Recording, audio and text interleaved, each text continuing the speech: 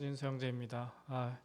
뒤에서 이렇게 간증을 듣다 보니까 시간이 가는 줄 몰랐습니다. 저렇게 해야 되는데 하는 생각도 하면서 간증을 참 듣다 보니까 되게 참 감사가 많이 되었던 것 같아요.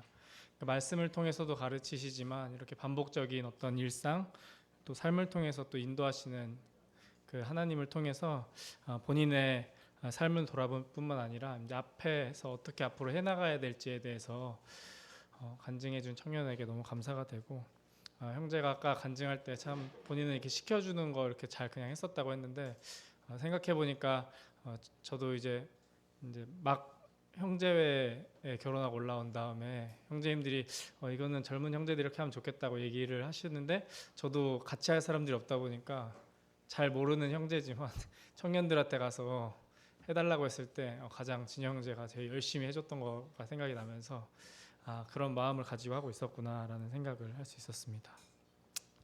저도 이렇게 3주 동안 말씀을 나누게 되는 경험이 사실 처음이더라고요. 이렇게 3주 동안은 계속 이렇게 하다 보니까 되게 감사가 많이 되었습니다. 먼저는 이제 말씀을 좀 깊게 묵상할 수 있는 기회를 주신 하나님께 되게 감사했고, 또 제가 여태까지 그 형제님들이 말씀 이렇게 쓰시면 막 한 달도 하시고 막 몇 주간도 하셨던 것 같아요. 근데 그런 거를 지금 생각해 어떻게 하셨지? 참 대단하시다라는 수고에 또 감사하게 되었습니다. 저는 이제 갈라디아서 3장을 끝으로 저는 이제 이어서 다른 형제가 말씀을 나누게 되는데요. 전 이 말씀을 묵상하면서 어떻게 해야지 이 말씀을 현대를 살아가는 저희에게 또 한 주간을 주 안에서 누리면서 살아가게 할 수 있을까? 회사에서는 벌써 이제 상반기를 마무리하는 이제 보고서를 준비하고 있습니다. 4월이기 때문에 이제 5월에는 이제 보고서를 해서 6월에는 정리를 해야지 이제 하반기를 또 준비하겠죠. 이렇게 너무 정신없이 시간이 빨리 지나가는 중에는 중심을 잃어버리면 혼란이 오히려 더 오는 것 같아요. 내가 가려고 했던 그 방향을 나중에 어떤 목표가 새롭게 생겼다고 해서 그거에 맞춰서 막 바꾸다 보면 처음에 생각했던 거는 많이 틀어지더라고요. 이렇게 저희가 이 땅에 살아가고 있지만 우리가 그리스도인으로서 우리의 중심 가운데 있는 믿음과 주의 복음에 대해서 더 단단해지지 않으면 쉽게 휩쓸릴 수 있겠다고 생각이 되었습니다. 이렇게 고민하면서 제 삶과 성도님들 주변에 요즘 어떤 고민과 어떤 상황들을 가지고 계실까 생각을 해보게 됐는데요. 혹시 어제가 무슨 날이었는지 아시는 분 있을까요? 뭐 이 모양으로 몇몇 젊은 분들만 아시나 봐요. 만우절이라고. 옛날에 저 어렸을 때는 만우절이라고 하면 학교 이제 너무 옛날이네요 벌써. 중고등학교 때는 이제 선생님들 오신다 그러면 문 바꿔놓기도 하고 뭐 옷을 뒤집어 입기도 하고 어떤 홈페이지에서는 홈페이지에 글을 바꿔놓기도 하고 막 이런 장난들을 많이 치고 이랬는데, 요즘에는 AI가 너무 이미 거짓말을 많이 하고 있어서 그런지 아니면 뭐 시대가 좀 가짜 뉴스부터 시작해 되게 많은 거짓들이 있잖아요. 그래서 이런 만우절에 재밌는 가벼운 장난들은 이제 웃음거리가 안 되나 봐요. 그래서 잘 생각해 어저께 제 뉴스 만우절 찾아봤거든요. 열심히 찾아봤는데 만우절에 큰 이벤트가 한 개씩 꼭 있었던 것 같아요. 별로 뭐가 없더라고요. 근데 이제 만우절에 우리 이런 거짓말은 하지 맙시다 막 이런 글들이 올라오더라고요. 오히려 옛날에는 만우절이라 그러면 재밌게 그런 거짓말을 핑계 삼아서 이런저런 내가 못했던 속마음을 드러내기도 하고 또 가벼운 거짓말을 통해서 또 웃음을 찾기도 했었는데, 말씀드린 것처럼 워낙 거짓말이 또 많아진 세상이고 또 이런 분위기 때문에 그런지 크게 제가 뉴스거리를 잘 보지 못했습니다. 제가 좀 전에 말씀드린 것처럼 요즘은 뭐 AI 기술이 발달한다 그러면 이게 별로 와닿지 않았던 것 같아요. 근데 최근에 카카오톡 사진을 딱 보는데 프로필 사진들이 다 똑같이 바뀌었더라고요. 어떤 이제 캐릭터 모양으로 분위기를 바꿔주는 사진을 만들어주는 게 생겼어요. 모든 사람들이 다 그 사진을 해버리니까 오히려 누가 누군지 알 수가 없더라고요. 옛날에는 그런 일이 잘 없었어요. 근데 분위기나 시대나 뉴스들이 되게 빠르게 변한다는 생각이 들었습니다. 이렇게 빠르게 변화가는 와중에도 아까 말씀드린 것처럼 이런 때일수록 나를 더 침착하고 또 진지하고 또 또 흔들리지 않고 아까 형제가 말한 것처럼 다져지는 이런 말씀이 내 안에 없다면 저희가 세상 사람들과 동일하게 많은 혼란에 함께 휩쓸려 갈 수 있다고 생각합니다. 갈라디아서에서 갈라디아 성도들이 본인들의 신앙으로 인해서 어려움을 겪게 된 가장 큰 이유는 다른 어떠한 것들이 들어왔을 때 본인들이 가지고 있던 가장 기초가 되는 오직 그리스도로 말미암아 그 믿음으로 말미암아 복음이 시작되었고 그것이 우리의 구원의 근간이 된다는 것에 대해서 의심하거나 아니면 어떤 다른 가르침에 혼란이 되었기 때문인 것 같습니다. 지난주 갈라디아서 2장 말씀을 나눌 때 말씀 후반부에 행위가 아닌 믿음으로 의롭다 하심을 하는 부분에 대해서 제가 깊게 나누지는 못했는데요. 오늘 함께 살펴볼 갈라디아 3장을 통해서 이 부분도 함께 나눌 수 있으면 좋겠습니다. 지난 주간과 같이 말씀을 번갈아 가면서 읽으려고 합니다. 근데 읽으시면서 아브라함의 자손이라는 표현이 참 많이 나오고 또 믿음이라는 표현이 참 많이 나오는데요. 이것이 그때 당시 그들에게 어떤 의미가 있었는지 또 오늘날 저희에게 더 나아가서 나 스스로에게 어떤 의미가 있는지 묵상하시면서 함께 읽도록 하겠습니다. 형제님들부터 1절 읽고 자매님들과 번갈아서 읽도록 하겠습니다. 준비되셨으면 갈라디아 3장 1절 읽겠습니다. 시작. 갈라디아 사람들아, 예수 그리스도께서 십자가에 못 박힌 것이 너희 눈앞에 밝히 보이거늘 누가 너희를 꾀더냐.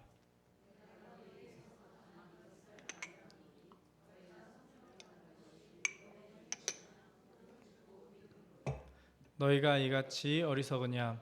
성령으로 시작하였다가 이제는 육체로 마치겠느냐.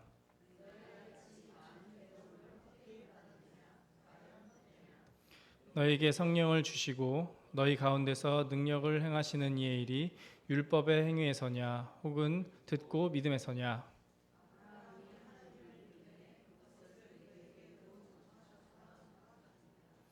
그런즉 믿음으로 말미암은 자들은 아브라함의 자손인 줄 알지어다.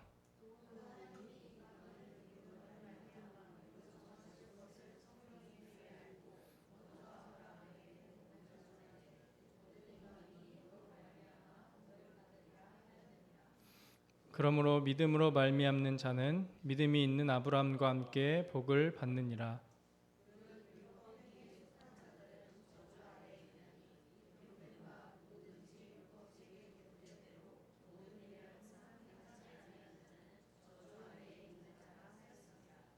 또 하나님 앞에서 아무도 율법으로 말미암아 의롭게 되지 못할 것이 분명하니 이는 의는 믿음으로 살리라 하였음이라.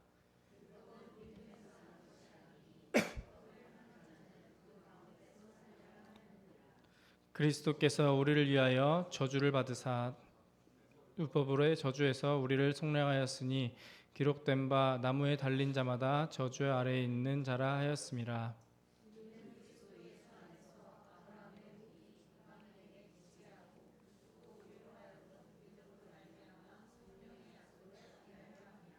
형제들아, 내가 사람의 예대로 말하노니 사람의 언약이라도 정한 후에는 아무도 폐하거나 더하거나 하지 못하느니라.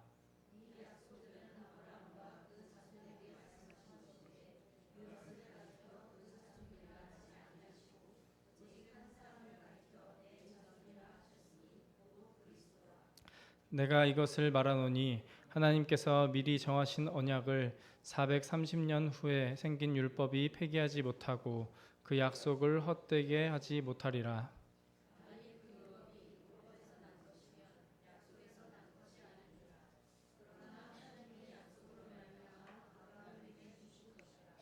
그런즉 율법은 무엇이냐? 범법함으로 더하여 진 것이라.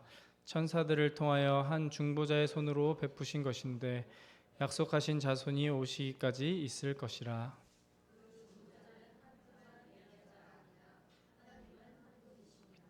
그러면 율법이 하나님의 약속들과 반대되는 것이냐? 결코 그럴 수 없느니라. 만일 능히 살게 하는 율법을 주셨더라면 의가 반드시 율법으로 말미암아 쓰리라.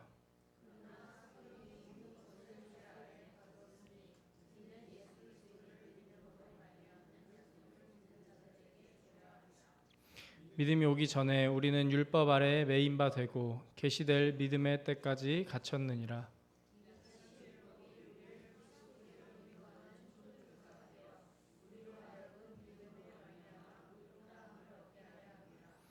믿음이 온 후로는 우리가 초등교사 아래에 있지 아니하도다.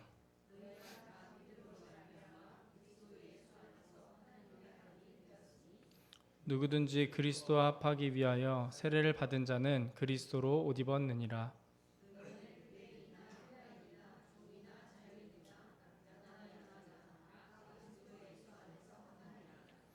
너희가 그리스도의 것이면 곧 아브라함의 자손이요 약속대로 유업을 얻을 자니라.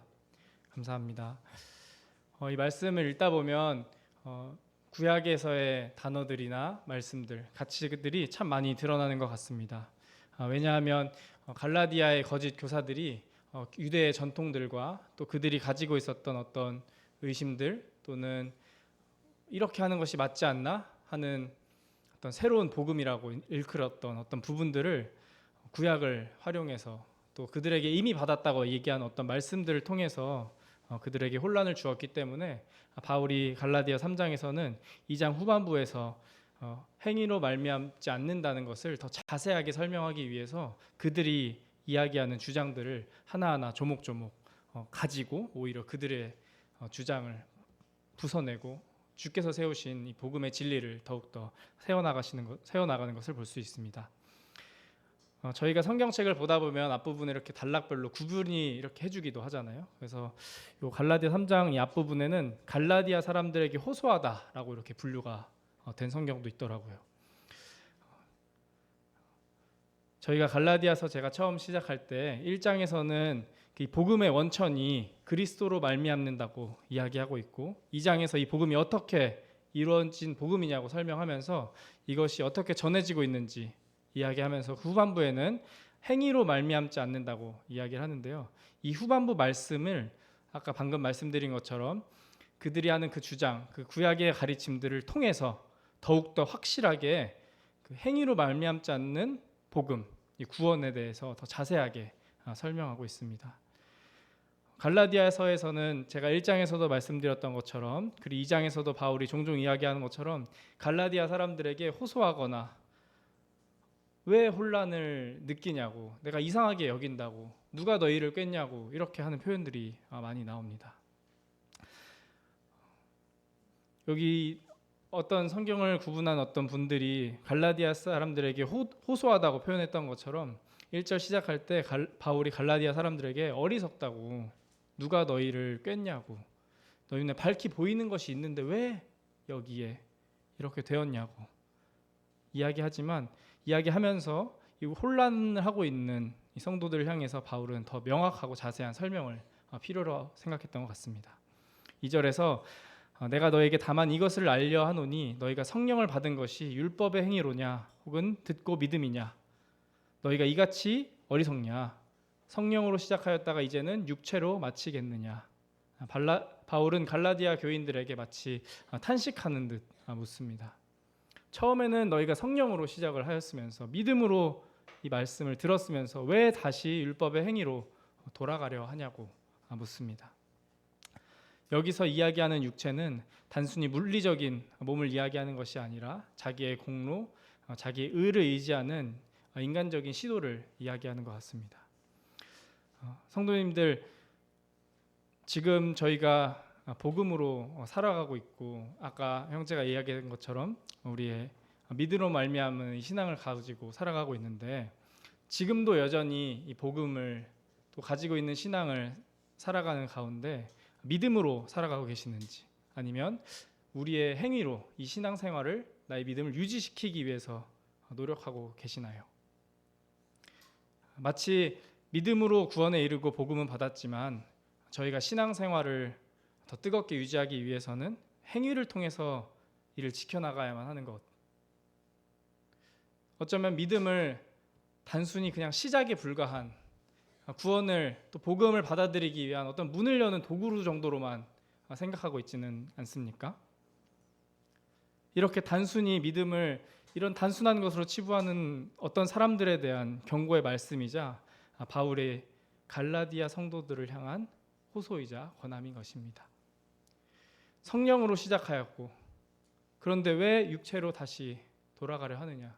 믿음으로 너희는 복음을 받아들였는데 왜 그 삶은 믿음이 아니라 행위를 통해서 이것을 유지하려고 하냐고 이야기합니다. 이런 상황에 대해서 팀 켈러라는 크리스찬 작가는 이런 표현을 하는데요. 우리는 복음을 믿어서 구원을 얻었지만 여전히 우리의 행위로 하나님을 만족시키려는 유혹에 시달린다. 우리는 하나님을 믿어서 복음을 받아들이고 하나님을 통해서 그리스도를 믿음으로 주 안에서 확신을 얻었는데 하나님을 기쁘시게 하는 것에 있어서는 나의 믿음을 통해서 하나님을 기쁘시게 하거나 하나님을 원하시는 삶을 살아가려고 하는 것이 아니라 내가 어떤 행위를 통해서 하나님을 기쁘시게 하는 어떤 유혹에 시달리고 있는 것이 아닌가 하는 이야기를 했습니다.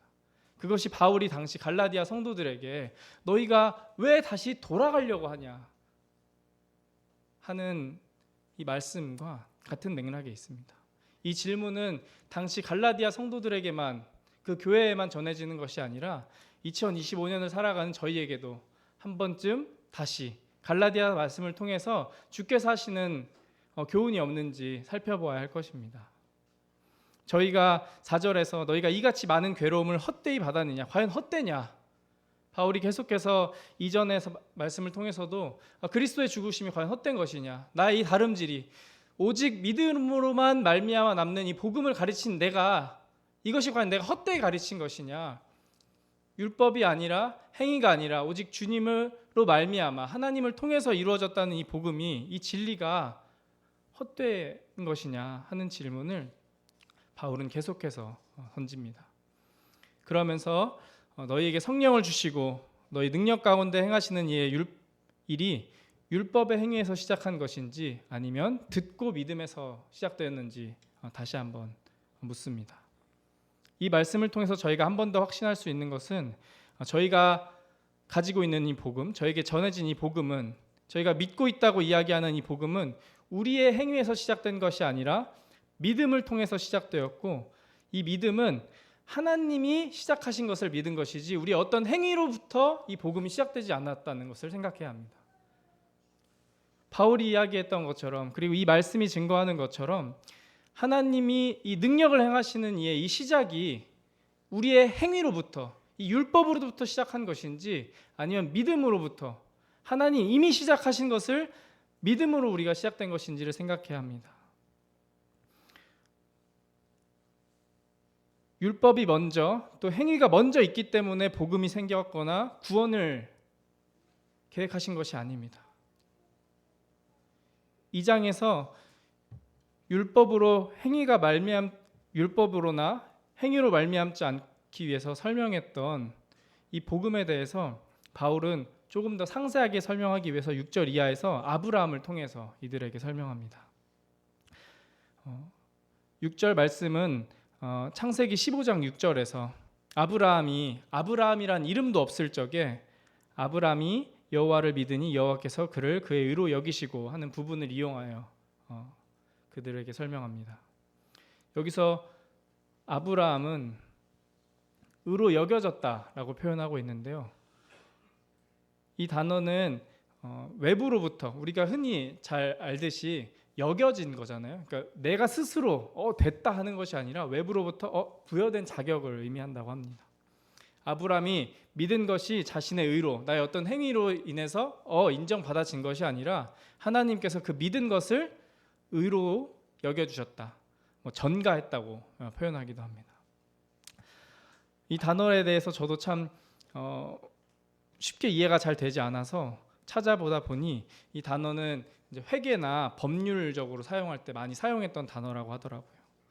그러니까 이게 내 게 아닌데 내 걸로 쉬운 말로 하면 쳐주는 거예요.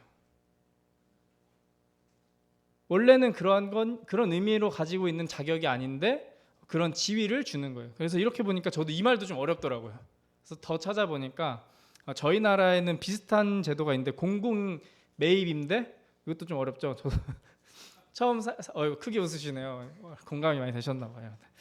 이게 처음 살 때 바로 살 수 있는 걸 주는 게 아니라 일단은 돈을 좀 내고 좀 지난 다음에 살 수 있는 자격을 주는 거예요. 근데 이거를 계약을 어떻게 하냐면 월세를 일단 돈을 내요. 월세를 계속 돈을 내죠. 월세는 무슨 돈이죠? 날아가는 돈이잖아요. 쌓이지 않는 돈이잖아요. 근데 마지막에 집을 살 때가 되면 이 냈던 돈을 다 합쳐서 너가 집을 살 수 있는 이 돈에 포함을 시켜주는 계약을 합니다. 그러면은 월세로 지불한 게 나중에 내가 원하면 그쪽에서는 내가 지불한 그 임대 그 월세가 내가 갈 수 있는 융자액이 상한감으로 이렇게 쳐줘서 이 돈에 대한 새로운 지위를 부여하는 거예요. 이미 날라갔어야 되는 그 돈인데 이거를 그걸 살 수 있는 가치를 부여해주는 이런 상황에서 쓰는 단어라고 하더라고요. 참 쉽지 않은 개념인데 이 과정을 생각하게 될 때 나는 이미 하는 그 행위에 대해서 나는 월세로서 낸 것이지 이걸 내가 사기 위해서 지불한 게 아니잖아요. 근데 이거를 그 지위를 부여해 주는 때 사용하는 단어라고 하더라고요. 근데 이걸 보면서 생각한 게 정말 아브라함이 하는 그 믿음은 하나님 입장에서 지위를 부여했을 때 그것이 의가 되고 믿음이 되는 것이지 아브라함 자체가 지불하는 이거 자체는 큰 의미가 없는 것이구나. 하나님께서 이것을 의로 여겨주셨을 때 그것으로서 이거 성립이 되는 것이구나 하는 것을 생각하게 되었습니다. 이 전가되었다, 헬라어 단어나 이거 자체를 제가 스스로 다 이해하기는 참 어려웠지만 우리가 이 복음을 받아들이는 데 있어서 내가 할 수 있는 그 역할에 대해서 어떻게 보면 굉장히 많이 쳐주는 거예요.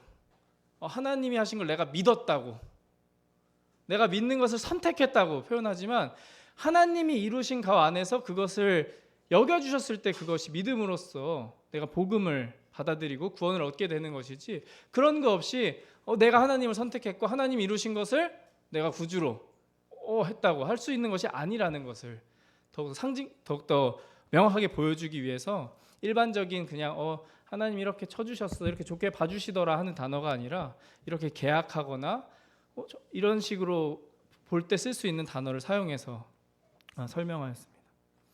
그러면서 아브라함의 자손 또 율법의 메인 이들에게 진정한 아브라함의 자손이 누구인지 설명합니다. 7절에서 보면 아브라함의 자손에 대해서 믿음으로 말미암는 자들은 아브라함이라고 이야기합니다. 그러면서 이들에게 달갑지 않았을 이방으로부터의 이야기도 하기도 하고 마지막 9절에서는 믿음으로 말미암는 자는 믿음이 있는 아브라함과 함께 복을 받을 거라고 이야기합니다.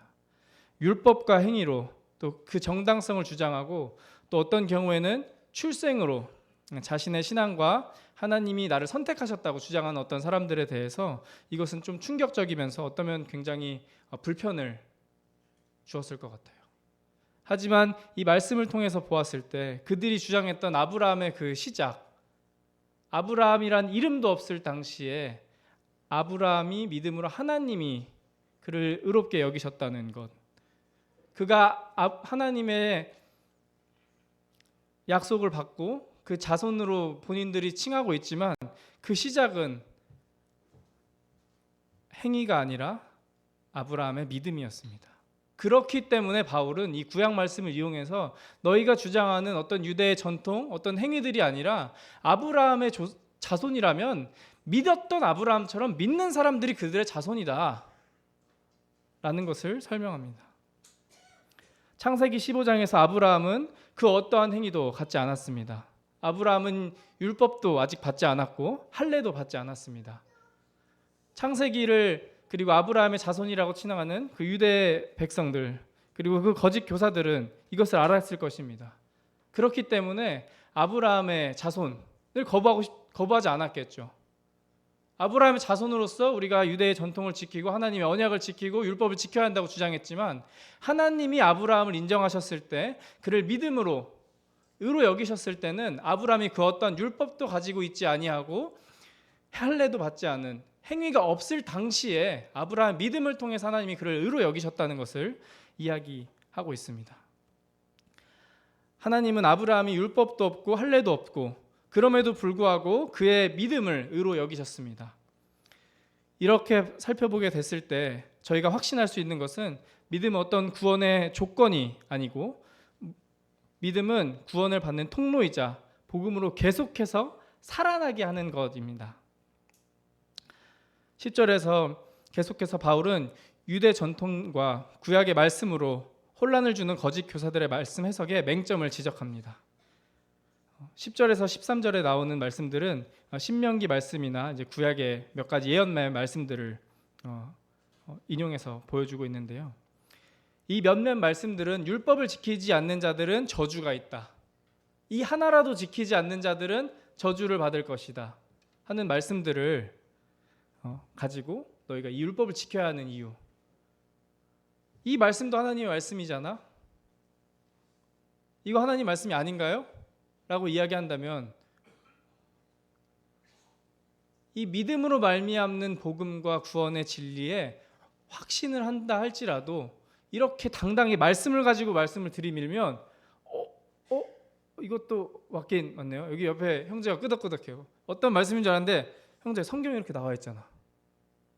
이렇게 이야기하면 쉽게 그건 그렇게 해석하시면 안 되죠 라고 말하기가 쉽지 않았을 거예요.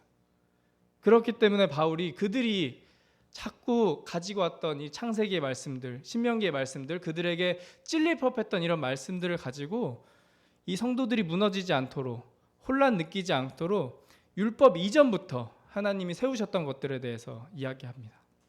첫 번째로 아브라함의 진정한 상속자는 앞서 말씀드린 것처럼 율법의 행위에서 시작된 것이 아니라 아브라함처럼 믿음을 가진 자들로부터 시작됐다는 것과, 두 번째로 행함에 기초한 율법은 그 아래에 있는 자들에게 저주를 가지고 온다 하는 말씀들이 오히려 증명이 되는 것입니다. 그러나 그리스도께서 여기서 나오는 말씀처럼 저희는 말씀을 다 알고 보니까 막 나무에 달린 자마다 저주 아래에 있는 자다고 하니까 바로 영화처럼 장면이 막 떠오르고 이렇게 하잖아요.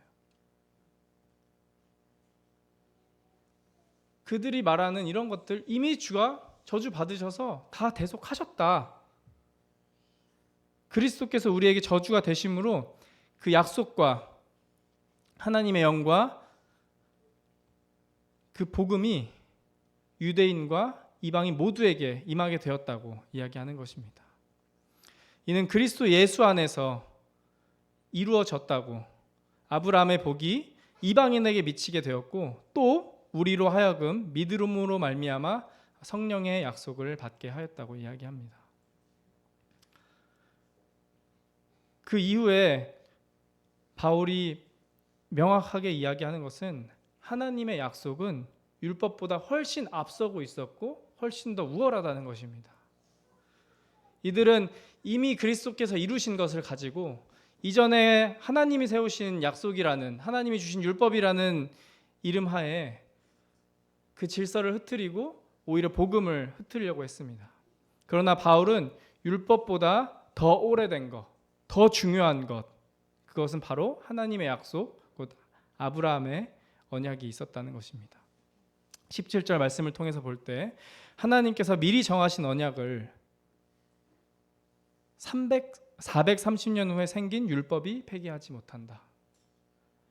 이들이 율법을 받기 이미 이전에 아브라함에게 이미 하나님이 언약하셨고 약속하셨고, 그런 것들을 통해서 이미 그 이후에 생긴 율법들이 그것을 폐기하지 못하였던 것처럼 그들이 주장하는 율법이 더 먼저 되었기 때문에 그것을 통해서 이 그리스도의 복음을 살아내야 한다고 하는 어떤 해괴망측한 이런 가르침을 하는 이들에게 그것보다 더 먼저 언약하신 것이 있다. 그것은 바로 아브라함의 언약인데, 아브라함은 믿음으로 의를 받았던 사람이다. 믿음으로 이루어진 약속은, 하나님 앞에서 믿음으로 이미 이루어진 약속은 율법이 있기 전, 어쩌면 그들이 주장하는 그리스도가 이루신 이 복음 이전, 그 이전부터 하나님은 이미 세우신 것이 있기 때문에 그런 것 가지고 이런 것들, 율법이 430년 후에나 생긴 이것이 이 하나님의 약속, 하나님의 선포, 하나님이 믿음을 의로 보신다는, 의로 여기신다는 것을 폐기할 수 없다는 것입니다. 아브라함의 언약은 일방적인 하나님의 약속이라고, 율법보다 430년이나 앞서 있었다고, 그리고 그 약속이 율법이 주어졌다고 해서 무효화되지 않는다고, 하나님의 약속이 이미 있었기 때문에 그 이후에 율법이 왔다고 해서 그 약속이 무효되는 것이 아니라고 이야기합니다. 아브라함에게 하나님 주신 약속이 무엇이었을까요? 그의 후손, 그 씨를 통해서 모든 민족이 복을 받을 거라고 하는 약속입니다. 바울은 이 씨라고 하는 단어를 충분히 여러 가지 문법적인 장치를 사용해서 복수로 표현할 수 있었음에도 불구하고 단수로 그리스도라고 명쾌하게 밝히고 있습니다. 구원은 처음부터 하나님의 약속이 기초하여 세워지신 것이지 율법이 실패하여서 그 실패한 것을 상쇄하기 위해서 그리스도가 오신 것이 아니라고, 율법이 그 기반을 흔들 수 없다고, 우리가 가지고 있는 복음과 이 믿음의 기초는 하나님이 아브라함에게 어떠한 율법도 없을 때 그 약속을 통해서 너를 통해 모든 민족이 복을 받을 것이라고, 그리스도가 올 것이라는 그 약속을 미처 다 알지 못했겠지만 그 하나님의 그 약속을 통해서 계획됐다는 것입니다. 뿐만 아니라 당시 그 아브라함에게 주셨던 그 약속을 하는 그 장면을 통해서는 하나님과 그 언약을 맺을 때 상호간에 이루어진 어떤 계약 방식을 택한 것이 아니라 일방적으로 하나님이 선포하시고 택하셨다는 것을 보여주는 장면이 구약 말씀에 등장합니다. 그런 것들을 보게 됐을 때 이들이 주장하는 아브라함의 행위, 어떤 믿음으로 구원받는 것이, 믿음으로 의롭게 여기는 것이 아니라 아브라함의 행위, 하나님 주신 율법을 통해서 의롭게 여긴다고 하는 어떤 이런 이루어질 수 없다고 무수히 많은 다른 성경 말씀과 하나님이 그들 이스라엘 백성을 다루시는 역사를 통해서 증명된 이런 것들을 몇 가지의 말씀만 가지고 이들을 흔들고 있었다는 것을 바울은 그들이 가장 좋아했던 신명기 말씀과 창세기 말씀을 통해서 모두 풀어냅니다. 아브라함의 자손은 말씀드렸던 것처럼 혈통이 아니라 믿음으로 결정되는 것입니다. 율법을 지키는 자가 아브라함의 자손인 것처럼 그들은 믿었겠지만 바울은 하나님의 약속을 믿는 자가 참된 자손이라고 이야기합니다. 그러한 맥락 가운데 갈라디아 성도들에게 바울이 이야기했던 것처럼 저희는 그리스도 안에서 아브라함의 후손이 되었고 하나님의 나라의 상속자가 된 것입니다. 이것은 단순히 우리가 어떤 신분이 변화된 것이 아니라 율법 아래에 있던 죄인이 하나님의 자녀로 신분이 전환된 것입니다. 이 부분을 아까 말씀드렸던 전가의 어떤 단어와 몇 가지 단어들을 사용해서 양자로 받아들여지는 전환으로도 보기도 합니다.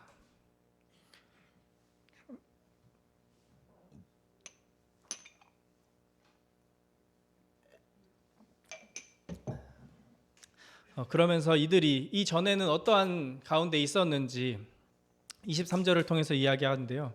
이 믿음이 오기 전에 우리는 율법 아래 메인 바가 되었고 계시될 믿음이 믿음의 때까지 갇혀 있었다고 이야기합니다. 이렇게 보면 너무나 명확하죠. 믿음이 올 때까지 그들이 율법 안에서 어떤 상태에 있었는지, 또 믿음이 오지 않았기 때문에 그들이 갇혀 있었다고 하는 것이 이렇게 보게 되면 굉장히 명확합니다. 그 하나님이 세우신 율법으로 그들이 지켜지고 있고 또 하나님에게 선택되어서 다른 백성들과 분별되어서 울타리라고 믿었던 이 백성들에게 그것이 울타리가 아니라 오히려 너희를 가두고 있었던 것이다. 너희는 이것을 너희를 택한 족속이라고 부르게 하였고 그 행위를 통해서 우리만이 하나님으로부터 의롭게 여겨진다고, 정하여지고 있다고 예식을 보여주었지만 수많은 깨끗해지는 예식들, 주 앞에서 속죄되고 죄가 사해지는 이런 모습들을 통해서 굉장히 하나님 앞에서 의를 부르짖었겠죠. 그리고 그 의를 계속해서 갈라디아 성도들에게 요구했겠죠.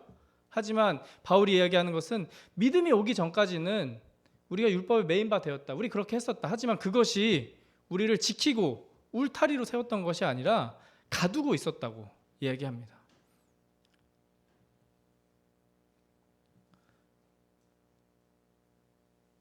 여기서 이 단어는 이 색을 여기 참 바울, 저도 이거 보면서 바울이 참 되게 똑같은 단어로 이렇게 참 재밌게 표현했다고 생각했어요. 울타리처럼 사용할 때 쓰는 그 단어를 가두고 있다고 얘기해요. 울타리라고 하면 우리 되게 안전하다고 생각하잖아요. 너희가 울타리처럼 여기는 거는 너네를 지켜주고 있는 게 아니라 너네를 가두고 있던 거야. 율법은 너희를 지켜주고 너희를 주 앞에 의롭게 하는 것이 아니라 너희를 가두고 있던 것이다. 언제까지? 믿음이 올 때까지. 믿음이 왔기 때문에 우리가 매인 것에서 이제 풀려나게 되었다. 그러면서 율법이 하지만 그 당시에 했어야 되는 역할이 있다. 그런 것이 바로 초등교사의 역할이었다.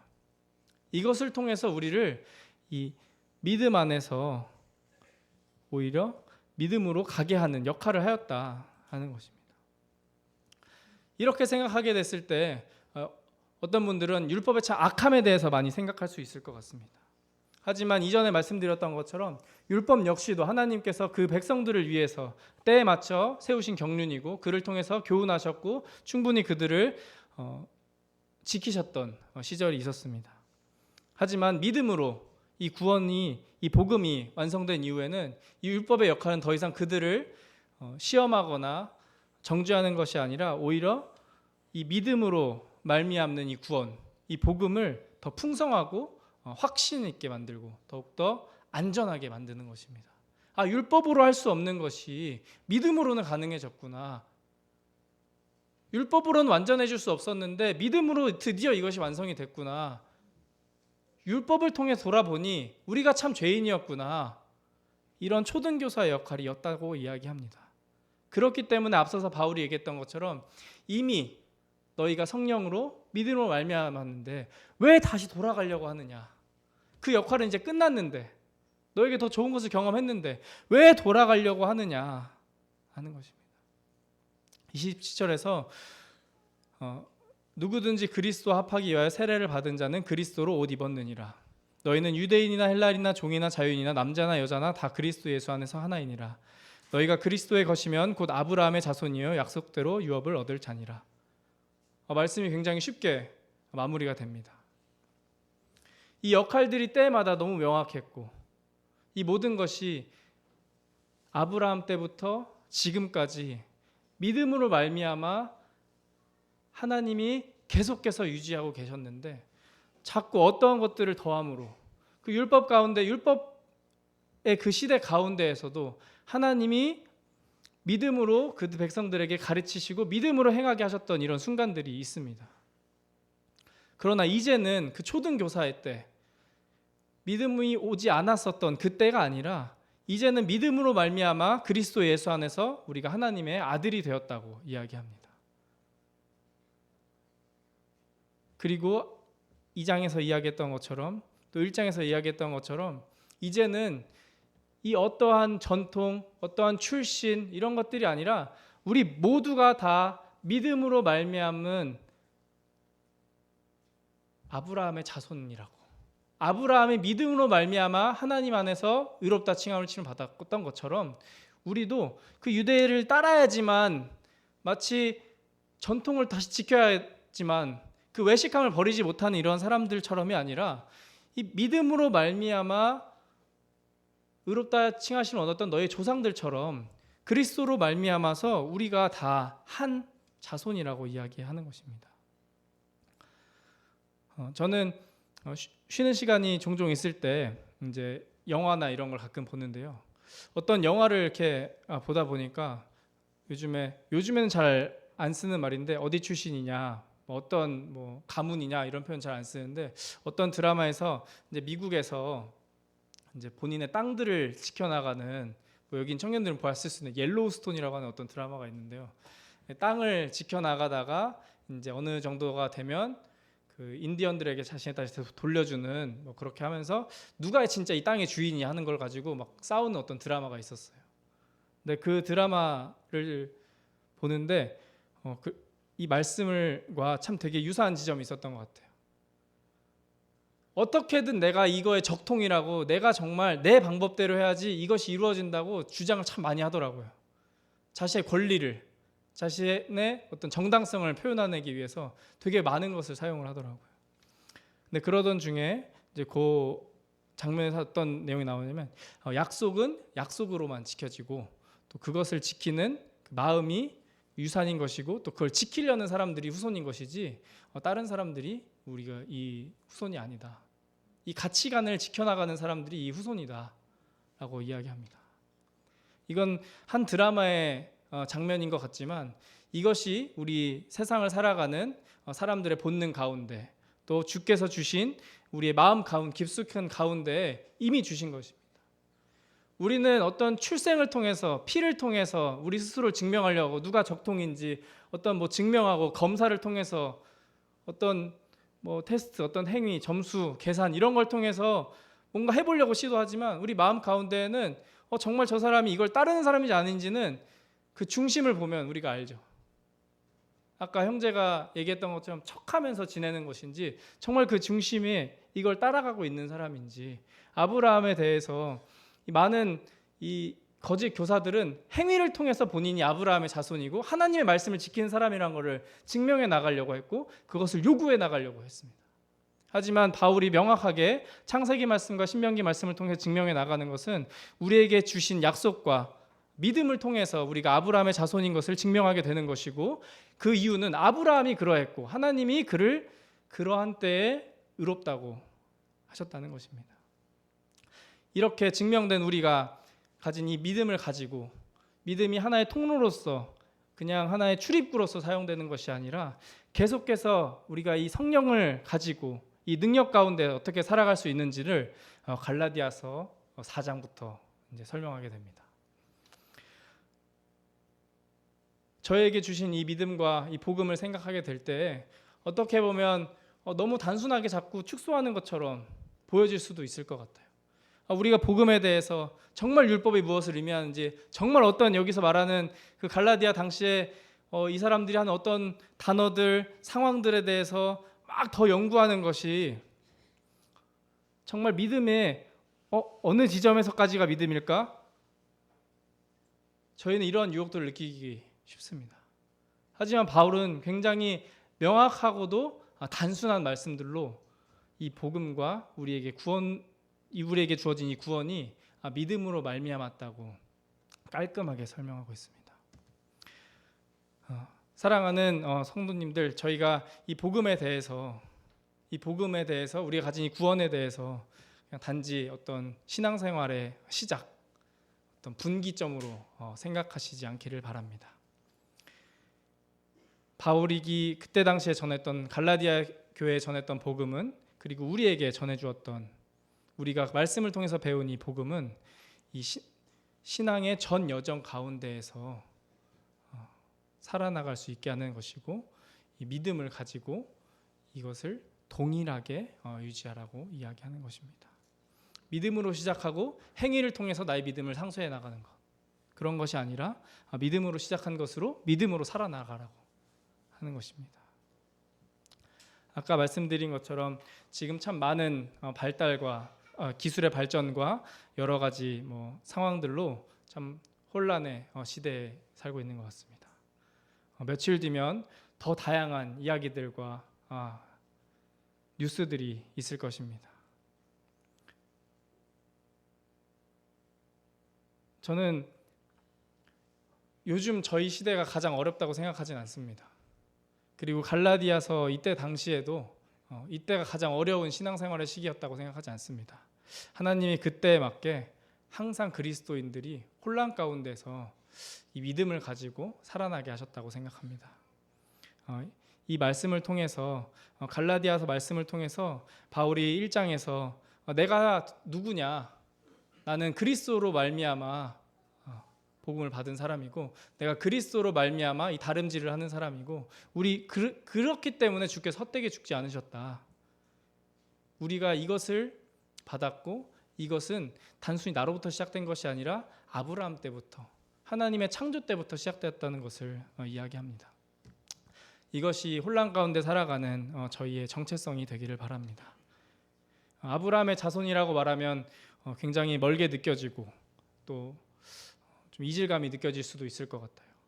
하지만 성경 말씀을 통해서 아무것도 없었을 이름조차도 아브라함이라고 불려질 때 당시에 그 아브라함에 대해서 그 믿음을 가지고 하나님이 의로 여기셨던 것처럼 저희 역시도 아브라함의 자손으로, 믿는 아브라함의 자손으로, 그리스도의 하나님의 상속자로서, 하나님의 아들로서 믿음으로 그 가족이 되었던 것처럼 이 정체성이 저희를 한 주간 또 일터에서 또 가정에서 아까 형제가 이야기했던 것처럼 우리가 새롭게 만나는 이런 구도자와 또 믿지 않는 사람들 가운데 자연스럽게 드러나고 그들에게도 오로지 믿음으로 이르는 이 복음을 전할 수 있게 되기를 원합니다.